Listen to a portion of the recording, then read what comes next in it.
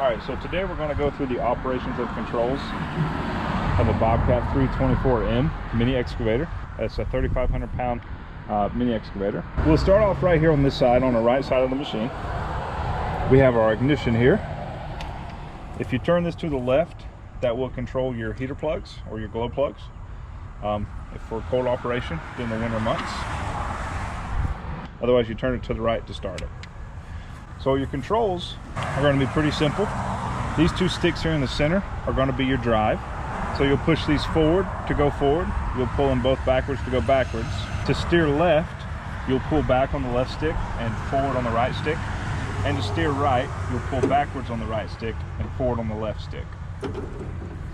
As far as the pedals down here on the ground, you do have the ability to flip these outward and control these sticks using your feet if you prefer.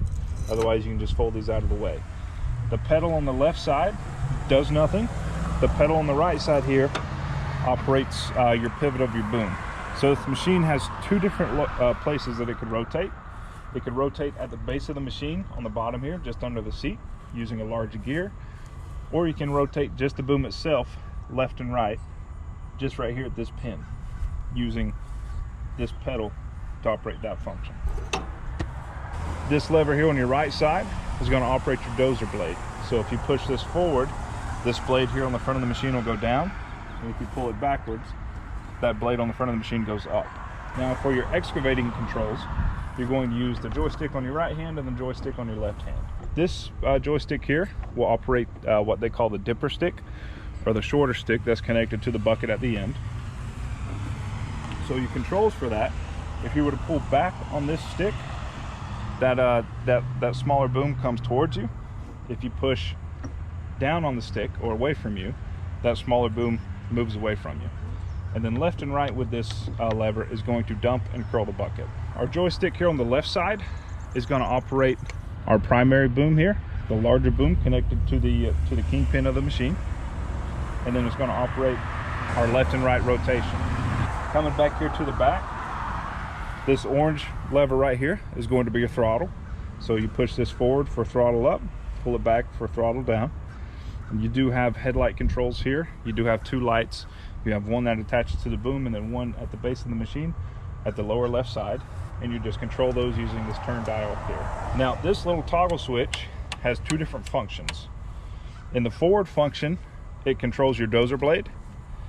And in the push the opposite direction, this same joystick will operate your tracks. So this machine is a much smaller machine designed to fit into narrow doorways or inside buildings to do any small excavation work as well. So these tracks will actually shrink into the machine and go underneath the bottom, so you have a nice clean narrow width that allow you to go through any doorways or small spaces. Over here on the left side of the machine, the only controls that you'll have was the joystick that we discussed. Then you have a fuel level indicator. Now this is a Kubota diesel engine in here. So to add fuel to the machine, you'll need to open the door. You open the door by squeezing the latch here in this little notch. So you'll push that latch in, swing the door open, and then our diesel fuel is right here at the top. If you do need to bring the tracks in, either shrink them in or spread them out depending on where you're going or what you're doing, it is important that you want to take the weight off the tracks so you don't risk the possibility of taking a track off one of the sprockets while you're dragging them side to side on the dirt.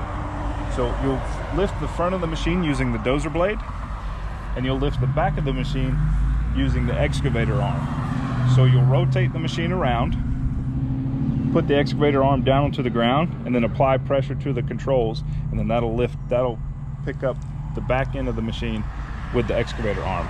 And I'll show you how that happens.